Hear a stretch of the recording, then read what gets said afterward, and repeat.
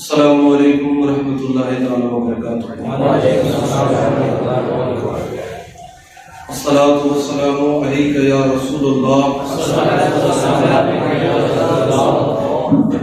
والسلام علیک یا حبیب اللہ، الصلاۃ والسلام علیک یا نبی اللہ، وعلی آلک واصحابک یا رسول اللہ۔ الحمدللہ بڑی خوشی کی بات ہے کہ ہماری جو تعداد ہے الحمدللہ ثم الحمدللہ دن بدن بڑھتی جا رہی ہے، اور ہمارا جو مقصد ہے عقائد کے تعلق سے تمام ضروری معلومات آپ لوگوں تک پہنچانا، کیونکہ ہمارے جو ساتھی ہیں وہ دور دور سے آتے ہیں، تو ان کے انتظار کے لیے تاکہ وہ بھی پہنچ جائیں اپنے گھروں سے، تھوڑی دیر ہم نعت رسول کی محفل چلاتے ہیں تاکہ نعت شریف بھی ہم سنتے رہیں اور جو ہمارے طلباء آنے والے ہیں ان کا بھی انتظار ہو جائے۔ تو کوئی اپنے دماغ میں یہ نہ سوچ لیں کہ بلائے تو تھے عقائد کے کورس کے لیے اور وہاں بلا کے ہمیں نعتیں سنا رہے ہیں، تو نعتیں سنانا مقصود نہیں ہے، مقصود تو آپ کا جو عقیدہ ہے اس کو درست کرنا ہے انشاءاللہ تعالی، اور بات اسی پہ ہوگی۔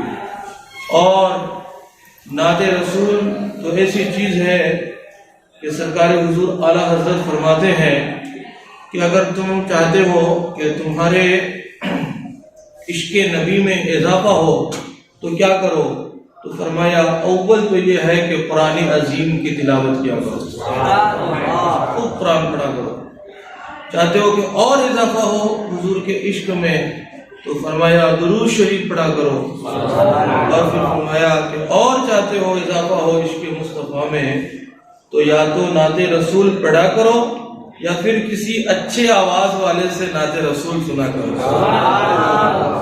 ہم نے تو کہا تھا نا کہ اے عشق تیرے صدقے جلنے سے چھٹے سستے، جو آگ بجھا دے گی وہ آگ لگائی ہے۔ ہم نے اپنے دلوں میں عشق مصطفیٰ کی آگ لگائی ہے الحمدللہ۔ تو مصطفیٰ پیارے کے دیوانوں، جیسا کہ وعدہ کیا تھا آپ لوگوں سے کہ آقا کریم علیہ الصلوۃ والتسلیم کے تعلق سے آج باتیں ہوگی۔ پچھلے ہفتے آپ حضرات کے سامنے اللہ رب العالمین کے تعلق سے باتیں ہوئی کہ اللہ کے بارے میں ہمیں کیا عقیدہ رکھنا چاہیے، اللہ کے بارے میں ہماری کیا سوچ ہونی چاہیے، اس طرح کی باتیں ہوئی۔ اور آج انشاءاللہ تعالی حضور کے بارے میں آج آپ سے باتیں ہوں گی۔ میں نے حوالہ پیش کیا تھا کہ اللہ کے تعلق سے جن لوگوں کا دعویٰ ہے نا کہ ہم حدیث کے ماننے والے ہیں، حدیث پہ چلنے والے ہیں، ان لوگوں کا عقیدہ میں نے آپ حضرات کے سامنے ثابت کیا تھا کہ اللہ کے بارے میں وہ لوگ معاذ اللہ کیا سوچ اور کیا عقیدہ رکھتے ہیں۔ اب آئیے آج پیارے آقا کریم صلی اللہ تعالی علیہ وسلم کے تعلق سے باتیں کریں گے۔ ہم تمام مسلمانوں کا، مومنوں کا یہ عقیدہ ہے کہ ہم پڑھتے ہیں لا الہ الا اللہ، اللہ کے سوا کوئی معبود نہیں، محمد رسول اللہ صلی اللہ تعالی علیہ وسلم، محمد مصطفیٰ صلی اللہ تعالی علیہ وسلم اللہ کے رسول ہیں، اللہ کے سوا کوئی معبود نہیں، حضور اللہ کے رسول ہیں۔ اور پھر کیا کہ جس طرح سے اللہ وحدہ لا شریک کا کوئی جواب نہیں، اللہ اپنی شان یکتائی میں لاجواب ہے، وہ اکیلا ہے، وہ ہمیشہ سے ہے، وہ ہمیشہ رہے گا، اسی نے سب کو پیدا کیا۔ یہ اللہ کی شان ہے کہ اللہ کی یکتائی میں کوئی ثانی نہیں، کوئی جواب نہیں۔ اور مصطفیٰ جان رحمت کی شان یہ ہے کہ رسول اللہ کی رسالت میں آپ کا کوئی عنصر نہیں، آپ کا کوئی ثانی نہیں۔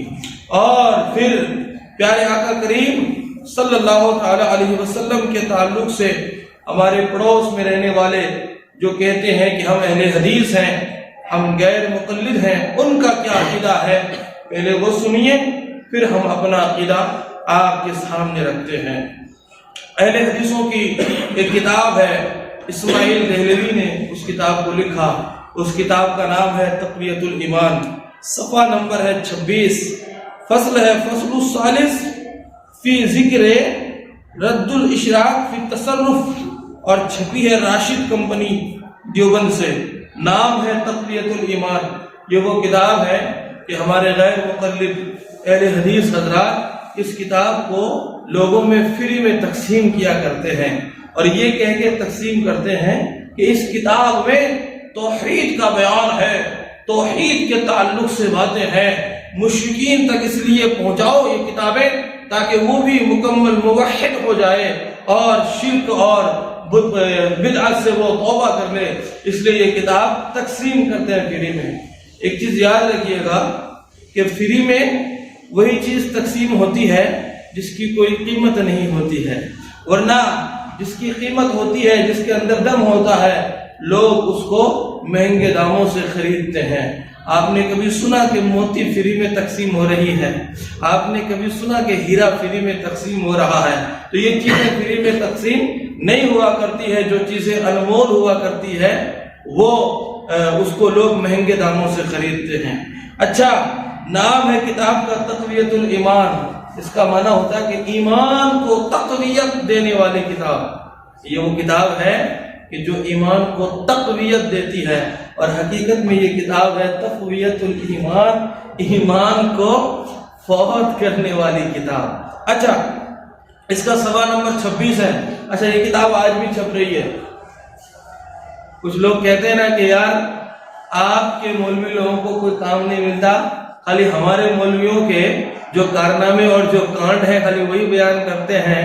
تو کسی نے یوں کہا کہ آپ نے چھاپا ہے کس لیے؟ تاکہ لوگوں میں اس کی تقسیم ہو، لوگوں کو پتہ چلے نا کہ اس کتاب میں کیا ہے۔ تو آپ کو تو خوش ہونا چاہیے کہ آپ نے چھاپا اور ہم لوگوں کو پڑھ پڑھ کے سنا رہے ہیں اس کتاب میں کیا ہے، تو راضی ہونا چاہیے۔ لیکن نہیں، ناراض ہو جاتے۔ کیوں؟ کیونکہ ہم مسلمانوں کے جو نوجوان ہیں کم پڑھے لکھے، اس کو تو گمراہ اس طرح سے کرتے ہیں کہ تم مزار پہ جاتے ہو، تم گنبد بناتے ہو، تم فلاں کرتے ہو، اور تم توحید کو نہیں مانتے ہو۔ پھر دھیرے دھیرے اپنے دام میں جال میں پھنسانے کے بعد پھر اپنی گمراہیات اور واہیات اور خرافات ہمارے نوجوان کے دل و دماغ میں بساتے ہیں۔ اب آئیے، ان کا عقیدہ ہمارے نبی کے تعلق سے کیا ہے، اللہ کے تعلق سے ان کا عقیدہ پچھلے ہفتے آپ لوگوں کو بتایا تھا رسالہ یک روزی کے حوالے سے، کہ ان کا یہ عقیدہ ہے کہ خدا بھی جھوٹ بول سکتا ہے، معاذ اللہ۔ کتاب میں لکھا ہے اور وہ جب چاہے ان کو دکھا سکتے ہیں۔ یہاں پہ جو بھی بات ہوگی دلیل کی روشنی میں ہوگی، انشاءاللہ قرآن اور حدیث کی روشنی میں ہوگی۔ ان کا عقیدہ دیکھیے، دیوبندی وہابیوں کے بہت بڑے عالم علامہ اسماعیل دہلوی، غیر مقلد عالم دین، وہ اپنی کتاب تقویۃ الایمان صفحہ نمبر 26 میں کیا لکھتے ہیں؟ اللہ اکبر کبیرہ، کتنی بڑی بات لکھتے ہیں کہ انہوں نے لکھا ہے کہ لیکن اس شہنشاہ کی تو یہ شان ہے، اس شہنشاہ کی تو یہ شان ہے، یعنی اللہ کی، اس شہنشاہ کی تو یہ شان ہے کہ ایک آن میں ایک حکم کن سے چاہے تو کروڑوں نبی اور ولی اور جن وہ فرشتے، یعنی اللہ کی شان یہ ہے کہ اللہ اگر صرف لفظ کن فرما دے، اللہ کی شان یہ ہے کہ اللہ اگر لفظ کن فرما دے، حکم فرما دے، تو فرماتے ہی کیا ہو جائے گا؟ یہ ہوگا کہ چاہے تو کروڑوں نبی، ولی اور جن اور فرشتے، پھر کیا جبرائیل، اور پھر کیا محمد صلی اللہ علیہ وسلم کے برابر پیدا کر ڈالے، معاذ اللہ۔ انہوں نے اللہ کا سہارا لے کے حضور کی شان میں کتنی بڑی جرت کی ہے، کتنی بڑی گستاخی کی ہے، حقیقت میں حضور کے ختم نبوت کا انکار کیا ہے۔ ابھی آپ کے سامنے میں اس کا حوالہ دوں گا اور بالکل دودھ کا دودھ پانی کا پانی کر دوں گا۔ عقیدہ یہ ہے کہ اس شہنشاہ کی شان کیا شان ہے کہ چاہے تو ایک حکم سے کروڑوں نبی ولی جن اور فرشتے پیدا کر دے، بے شک اس اللہ کی شان تو یہ ہے، اس اللہ کی شان تو یہ ہے کہ وہ اللہ اگر فرما دے تو بے شک کروڑوں نبی پیدا فرما دے، جن فرما دے، فرشتے پیدا فرما دے، کائنات کے ذرے ذرے کو ایک لفظ کن سے پیدا فرما دے۔ اس پر اعتراض نہیں ہمارا، اعتراض اس لفظ میں ہے کہ وہ چاہے تو جبریل اور پھر کیا محمد، اس پہ اعتراض ہے کہ محمد صلی اللہ علیہ وسلم کی برابر پیدا کر ڈالے۔ اللہ کی شان یہ ہے کہ کروڑوں نبی پیغمبر جن و انس تو پیدا کر دے لفظ کن سے، ایک بار کہتے ہو جا تو ہو جائے۔ اعتراض اس پہ ہمارا کہ وہ یہ کہتے ہیں کہ وہ اللہ چاہے تو محمد کے برابر بھی پیدا کر دے۔ یہ کس کا عقیدہ ہے؟ غیر مقلدین کا۔ وہابیوں کا یہ عقیدہ ہے کہ حضور کے بعد بھی کوئی دوسرا نبی اللہ پیدا کر سکتا ہے۔ بے شک اللہ ان اللہ علی کل شیء قدیر ہے، اللہ ہر چیز پہ کیا ہے؟ قادر ہے، اللہ جو چاہے کر سکتا ہے۔ یہ تو ہمارا عقیدہ ہے کہ اللہ جو چاہے کر سکتا ہے، لیکن ان کا عقیدہ یہ کیا ہے؟ یہ کہہ رہے ہیں کہ حضور کے برابر پیدا کر ڈالے، اللہ چاہے تو نبی کے برابر اور کوئی نبی پیدا کر سکتا ہے۔ یہ غیر مقلدوں کا کیا ہے؟ عقیدہ ہے۔ جبکہ ہمارے نبی صلی اللہ تعالی علیہ وسلم کے بارے میں اللہ خود فرماتا ہے، کیا فرماتا ہے اللہ؟ ما کان محمد ابا احد من رجالکم ولکن رسول اللہ وخاتم النبیین۔ محمد تمہارے مردوں میں کسی کے باپ نہیں، محمد تمہارے مردوں میں کسی کے باپ نہیں، لیکن اللہ کے رسول اور تمام نبیوں کے خاتم اور پچھلے ہیں، یعنی محمد صلی اللہ تعالی علیہ وسلم سب سے آخری نبی ہیں۔ قرآن کہتا ہے کہ حضور آخری نبی ہیں، اللہ کہتا ہے کہ حضور آخری نبی ہیں۔ اب جب اللہ آخری نبی ہے، اللہ نے جب حضور اللہ کے آخری نبی ہے اور اللہ نے خود فرما دیا کہ محمد آخری نبی ہیں، تو اب یہ لکھنا کہ اللہ چاہے تو محمد کے جیسا بھی پیدا کر سکتا ہے، تو لوگوں کو شک میں ڈالنا ہوا کہ نہیں کہ نبی کے بعد بھی کوئی دوسرا نبی، لوگوں کے ایمان کو خراب کرنا ہوا کہ نہیں کہ حضور کے بعد بھی کوئی دوسرا نبی آ سکتا ہے۔ اچھا، اللہ کی بات اٹل ہے، اللہ کی بات سچی ہے، اللہ کی بات حق ہے۔ ایسا تھوڑی ہے کہ اللہ نے ابھی کچھ کہا اور پھر کرے گا کچھ، ایسا تھوڑی ہے۔ اللہ نے جب فرما دیا کہ حضور آخری نبی ہیں تو مصطفیٰ آخری نبی ہیں، اس کے بعد اور کوئی نبی نہیں ہو سکتا۔ اور اگر یہ مان لو گے کہ حضور کے بعد بھی کوئی دوسرا نبی آ سکتا ہے یا اس کے برابر آ سکتا ہے، اس کے جیسا آ سکتا ہے، تو حضور کے پھر آخری نبی ہونے کا کیا مطلب؟ حضور کے آخری نبی کا ہونے کا کیا مطلب؟ تو یہ بولتے کچھ ہیں، کہتے کچھ ہیں۔ حدیث شریف سنیے، پھر اس کی اور تشریح کریں گے انشاءاللہ تعالی۔ بخاری شریف ہے، جلد ہے دوسری، صفحہ نمبر 1057 ہے، کتاب الفتن ہے۔ عن ابی ہریرہ رضی اللہ تعالی عنہ عن النبی صلی اللہ تعالی علیہ وسلم قال ولا تقوم الساعة حتى يبعث الدجالون كذابون قریبا من 30 كلهم يزعم انه رسول اللہ۔ حضرت ابو ہریرہ رضی اللہ تعالی عنہ سے روایت ہے، اللہ کے رسول صلی اللہ تعالی علیہ وسلم نے ارشاد فرمایا، جب تک 30 کے قریب دجال کذاب ظاہر نہیں ہوں گے، قیامت نہیں آئے گی، ان میں ہر ایک یہ دعویٰ کرے گا کہ وہ اللہ کے رسول ہیں، وہ اللہ کے رسول ہیں۔ اس حدیث شریف میں اللہ کے رسول صلی اللہ تعالی علیہ وسلم نے یہ ارشاد فرمایا کہ قیامت آنے سے پہلے 30 ایسے دجال اور کذاب قسم کے لوگ ہوں گے جو نبی ہونے کا دعویٰ کریں گے، پیغمبر ہونے کا دعویٰ کریں گے، لیکن میرے آقا کریم صلی اللہ تعالی علیہ وسلم نے کس کو فرمایا؟ آقا کریم صلی اللہ علیہ وسلم نے دجال اور کذاب دوسرے کو کیوں فرمایا؟ اس لیے فرمایا کہ حضور آخری نبی ہیں، حضور کے بعد کوئی نبی نہیں ہو سکتا۔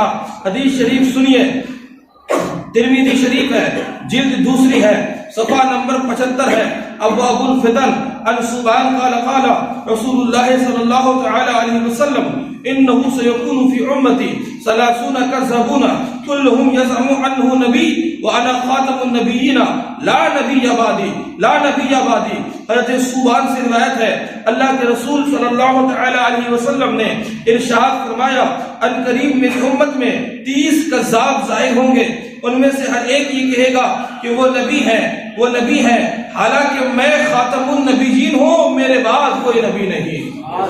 یہ حدیث شریف اور اس کا ترجمہ میں نے آپ کے سامنے رکھا کہ آقا کریم صلی اللہ تعالی علیہ وسلم ارشاد فرماتی ہیں کہ میں آخری نبی ہوں، میرے بعد کوئی نبی نہیں. وہابی اہل حدیث غیر مقلدوں کا مولوی اسماعیل دہلوی کا عقیدہ روبارو سنیے، وہ کہتا ہے کہ اللہ چاہے تو واپس پھر محمد کے جیسا نبی پیدا ہو سکتا ہے، محمد کے جیسا نبی پیدا کر سکتا ہے.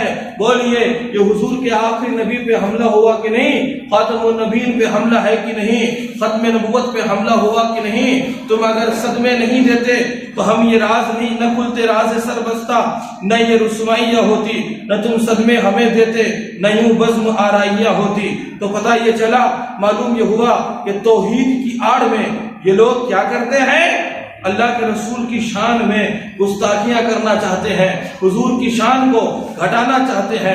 حضرت حذیفہ بن یمان رضی اللہ تعالیٰ عنہ سے روایت ہے کہ اللہ کے نبی صلی اللہ تعالیٰ علیہ وسلم نے فرمایا میری امت میں 27 کذاب و دجال ہوں گے، ان میں سے 4 عورتیں ہوں گی، ان میں اور میں تمام نبیوں کا خاتم ہوں، میرے بعد کوئی نبی نہیں ہے. اور اللہ تعالیٰ ارشاد فرماتا ہے قرآن میں وَمَا يَجْحَدُ بِآيَاتِنَا إِلَّا الْكَافِرُونَ، اور ہماری آیتوں کا انکار کافر ہی کرتے ہیں.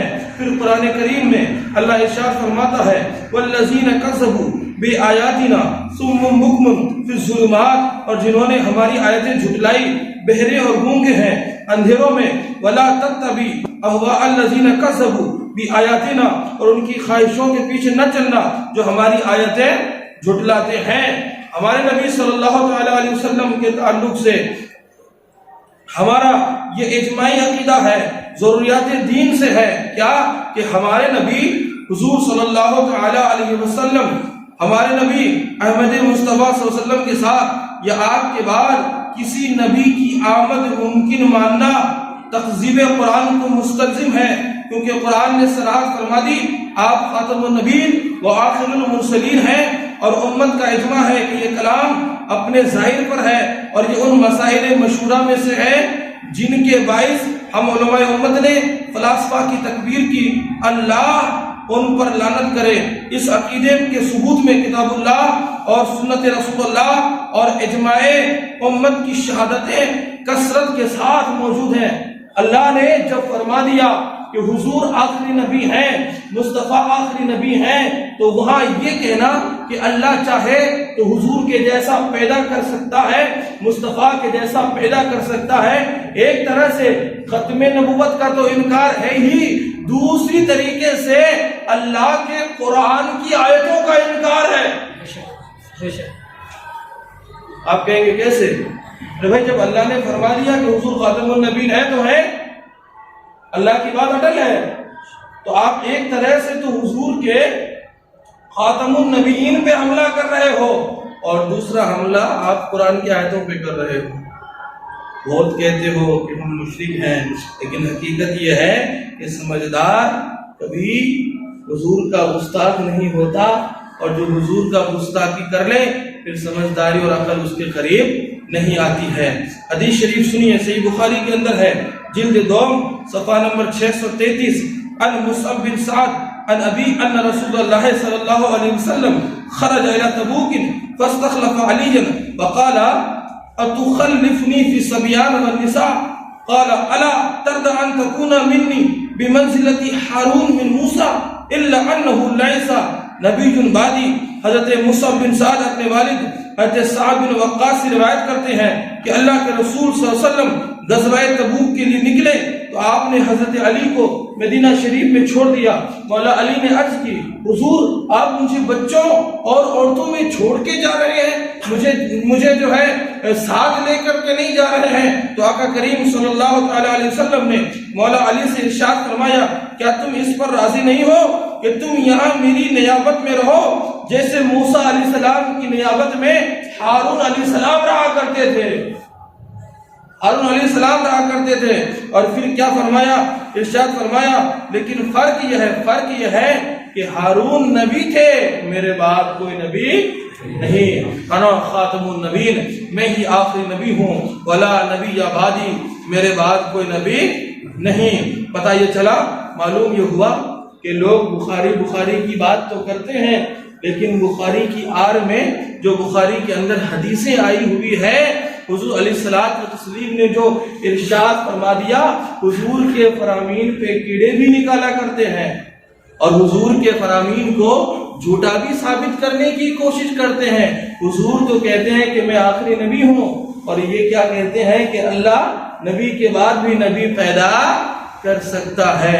یہ ہے حضور کی شان میں بہت بڑی جرت، یہ ہے ختم نبوت کا انکار، یہ اجماعی عقیدہ ہے، ضروریات دین سے ہے، اور ضروریات دین کا منکر خارج الاسلام ہے۔ پتہ یہ چلا، معلوم یہ ہوا کہ آقا کریم علیہ الصلوۃ والتسلیم کی احادیث سے، بخاری شریف کی روایت سے، قرآن مجید کی آیات پاک سے یہ بات ثابت ہو گئی ہے کہ آقا کریم صلی اللہ تعالی علیہ وسلم آخری نبی ہیں۔ اور بھی حدیث پاک سنیے، صحیح بخاری کی جلد اول ہے، صفحہ نمبر 501، کتاب المنافق، ان ابی ہریرہ رضی اللہ تعالی عنہ ان رسول اللہ صلی اللہ علیہ وسلم قال ان مثلی ومثل انبیاء من قبلی کمثل رجل بنى بیتا فاحسنه واجمله الا موضع لبنہ من زاویہ فجعل الناس يطوفون به ويعجبون له ويقولون حل وضعت هذه اللبنہ قال فانا اللبنہ وانا خاتم النبیین۔ حضرت ابو ہریرہ سے روایت ہے کہ اللہ کے رسول صلی اللہ تعالی علیہ وسلم نے ارشاد فرمایا کہ میری اور پہلے کے نبیوں کی مثال اس شخص کی مانند ہے جس نے کوئی اچھا اور خوبصورت گھر تعمیر کیا مگر کسی گوشے میں ایک اینٹ کی خالی جگہ رکھ دی۔ بہترین مکان بنایا، شاندار مکان بنایا، عالی شان مکان بنایا، اور اس دیوار میں تھوڑی سی جگہ چھوڑ دی، اینٹ کے برابر جگہ چھوڑ دی۔ اب لوگ اس عمارت کو دیکھنے آتے ہیں، چکر لگانے کے لیے آتے ہیں، اس کی خوبصورتی پر تعجب کہتے ہیں اور یہ کہتے ہیں کہ یہ اینٹ کی جگہ تم نے خالی کیوں چھوڑی؟ مکان تو بہت شاندار بنایا، بلڈنگ بہت عالی شان بنایا، لیکن یہ اینٹ کی جگہ خالی تم نے کیوں چھوڑی؟ آقا کریم صلی اللہ علیہ وسلم ارشاد فرماتے ہیں وہ آخری اینٹ میں ہوں اور میں ہی خاتم النبیین ہوں۔ آپ کو مزہ نہیں آ رہا ہے؟ اب تک 5 یا 6 حدیثیں ہو گئی جو سب کے سب بخاری شریف کے ہیں، بخاری شریف کے ہیں، اور ساری حدیثوں سے یہی بات ثابت ہو رہی ہے کہ میرے نبی کیا ہے، حضور کیا ہے۔ اب مجھے بتائیے، بخاری کی مانیں گے کہ غیر مقلدوں کے علامہ فہامہ اسماعیل دہلوی کی مانیں گے؟ اب آپ کوئی ماننا، لوگ کہتے ہیں نا کہ ہم تقلید نہیں کرتے، تو کہہ دو ان کو گمراہ۔ ہم تو ڈنکے کی چوٹ پہ کہتے ہیں نا کہ جنہوں نے حضور کی شان میں ایسا لکھا وہ گمراہ ہے۔ بے شک اگر تم ان کو نہیں مانتے تو کہہ دو کہ یہ گمراہ، یہ خارج ہے، اور ان کے فتاوے کو دلیل بنانا چھوڑ دو۔ لیکن ہمیں پتا ہے، ہمارے سامنے آتے ہو تو تکیہ کرتے ہو۔ کیا تکیہ کرتے ہو؟ کہ ہم تو صرف قرآن و حدیث کی مانتے ہیں، کسی مولوی کی نہیں مانتے، لیکن وکالت تمہاری تو تمہارے مولوی لوگ ہی کرتے ہیں۔ جب کوئی بات آتی ہے، کوئی مسائل آتے ہیں تو بتا دو تم کو تمہارے مولوی ہیں، تو کہاں قرآن و حدیث کا ماننا ہوا، اپنی تو مولویوں کا ماننا ہوا۔ اور اگر نہیں مانتے تو کہہ دو، لکھ کے دو، ہم تجھے جو ہے سینے سے لگانے کے لیے تیار ہیں۔ لیکن ایسا نہیں چلے گا کہ تم حضور کی شان میں کمیاں نکالنے کی کوشش کرو اور ہمارے ساتھ آنا چاہو، ایسا نہیں ہو سکتا۔ ایک حدیث شریف اور سنیے، صحیح بخاری شریف ہے، دوسری جلد ہے، صفحہ نمبر 914 ہے، کتاب الادب ہے۔ حدثنا اسماعیل قلت لابن ابی اوفا رأيت ابراہیم ابن النبی صلی اللہ علیہ وسلم قال مات صغیرا ولو قضی ان یکون بعد محمد صلی اللہ علیہ وسلم نبی عاش ابنو ولکن نبی بعدہ۔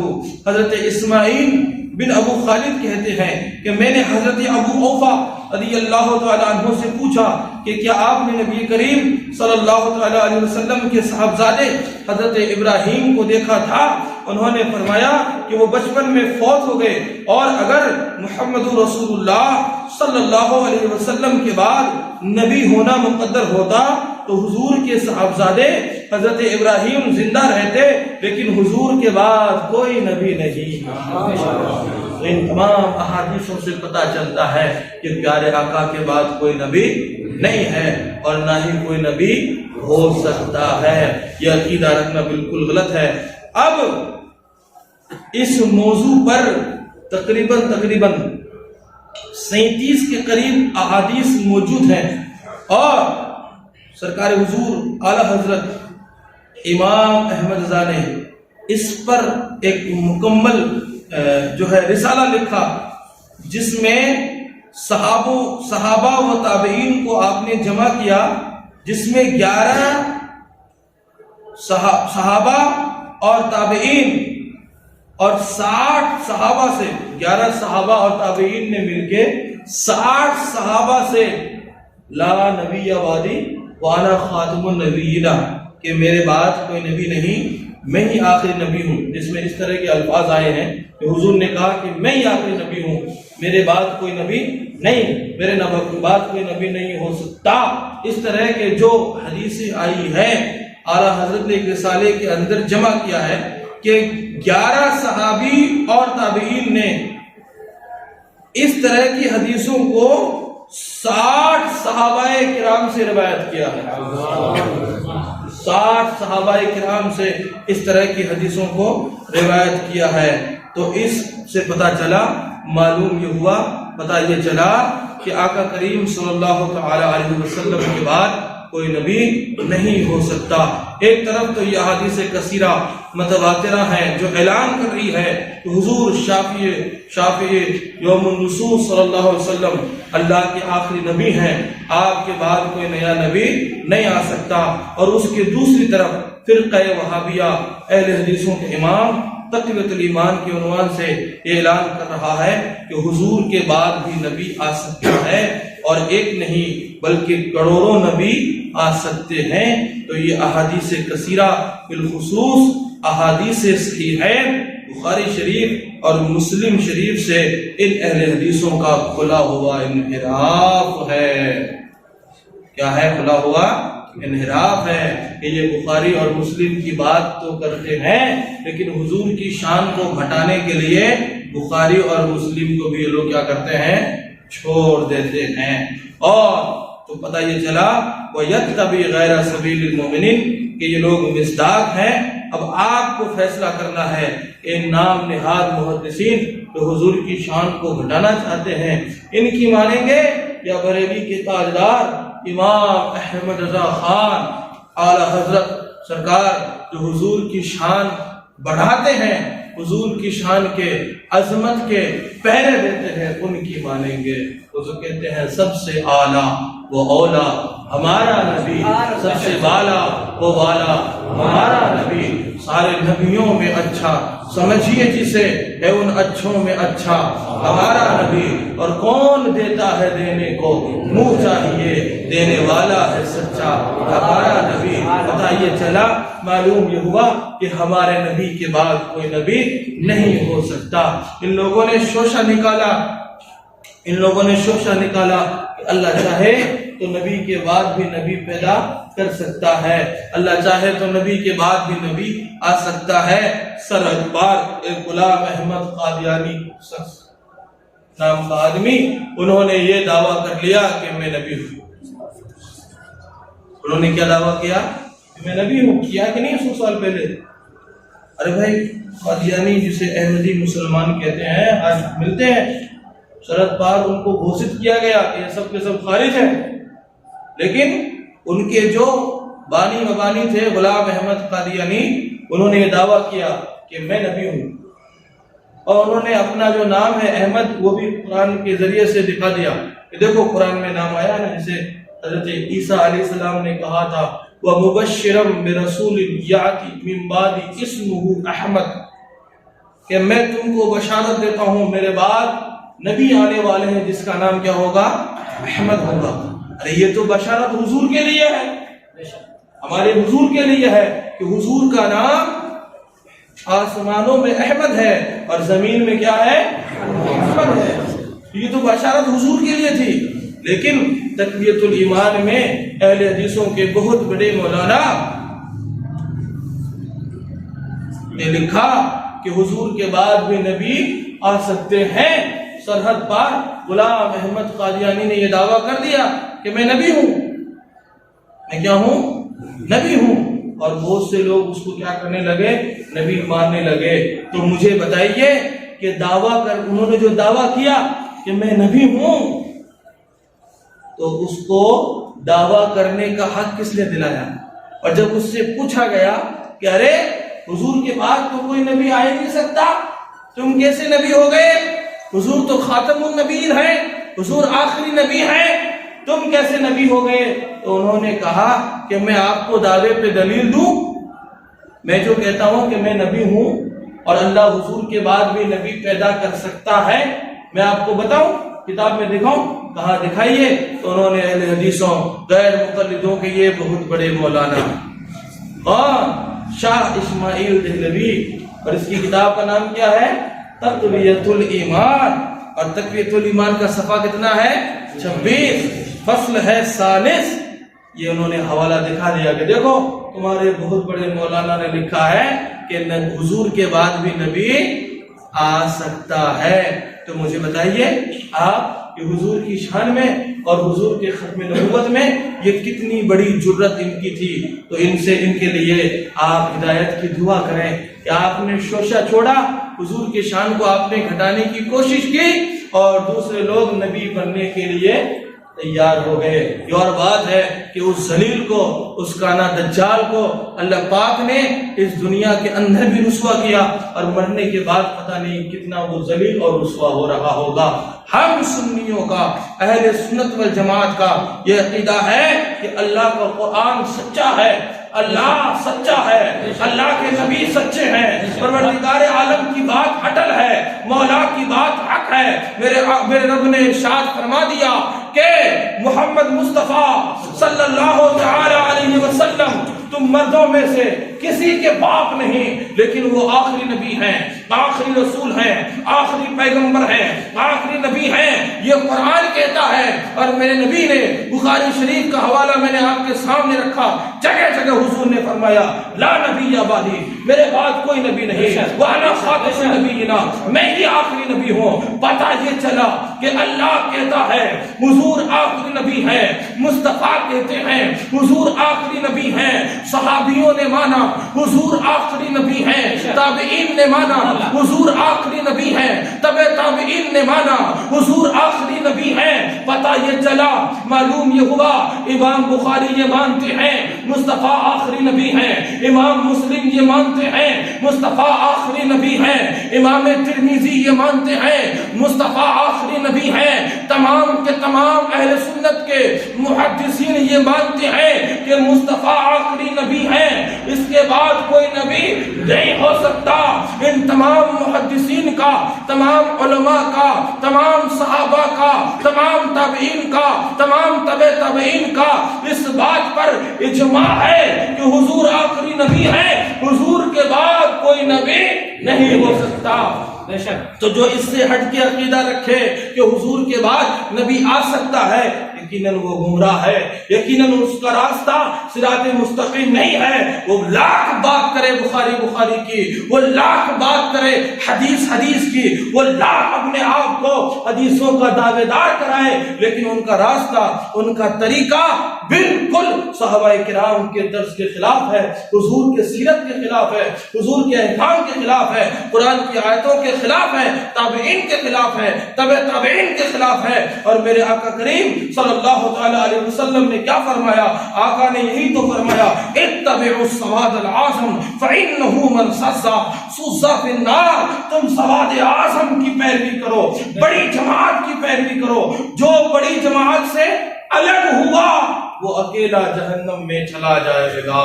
تو پتہ یہ چلا، معلوم یہ ہوا کہ ہم اہل سنت والجماعت، سنی بریلوی مسلمانوں کا عقیدہ قرآن اور حدیث شریف سے ثابت ہے۔ آخری نبی ہے، نبی کے بعد کوئی نبی نہیں آ سکتا۔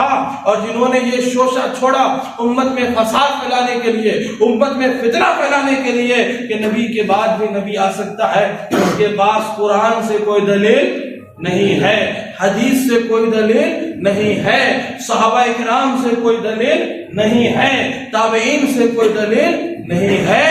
ان کی بیوقوفوں والی باتیں، حضور کی گستاخیاں کرتے کرتے ان کی جو عقلیں مفلوج ہو چکی ہے، یہ ہمیں کہتے ہیں کہ تم اماموں کی مولویوں کی پیروی کرتے ہو۔ ان کے پاس ان کے خود کے اماموں اور مولویوں کی دلیل ہے، قرآن و حدیث کی کوئی دلیل نہیں ہے۔ صلو علی الحبیب۔ یہ حضور کے تعلق سے باتیں تھی، مجھے امید ہے آپ لوگوں کو سمجھ میں آ گئی ہوگی۔ اب آپ لوگوں کا اس میں کوئی سوال وغیرہ ہوں تو وہ بتا سکتے ہیں، اگر کسی کو کچھ پوچھنا ہو کچھ۔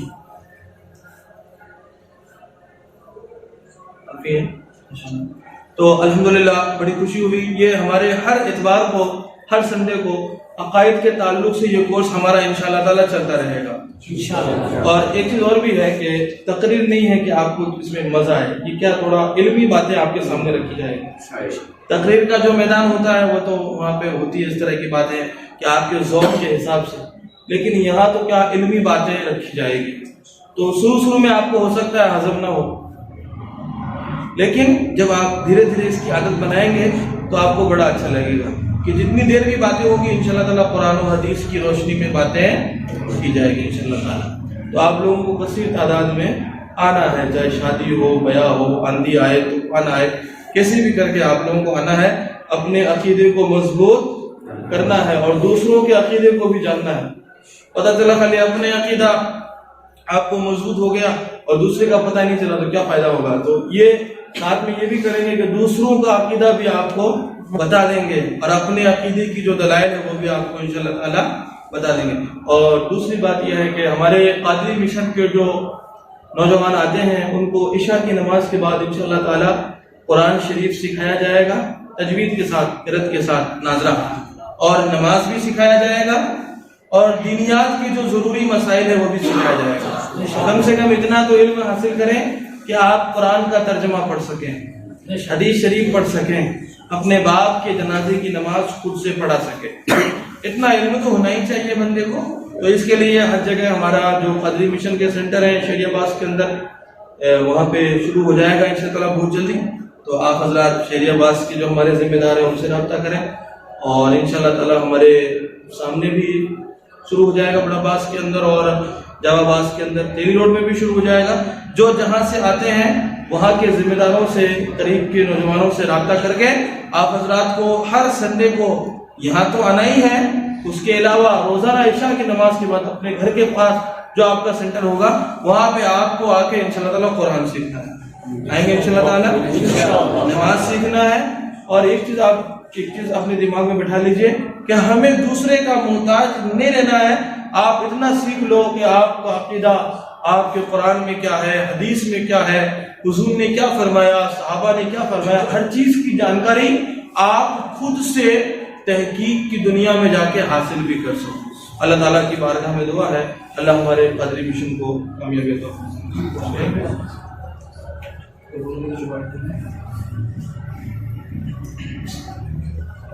لازم اسلام، السلام علیکم ورحمۃ اللہ وبرکاتہ۔ وعلیکم السلام ورحمۃ اللہ وبرکاتہ۔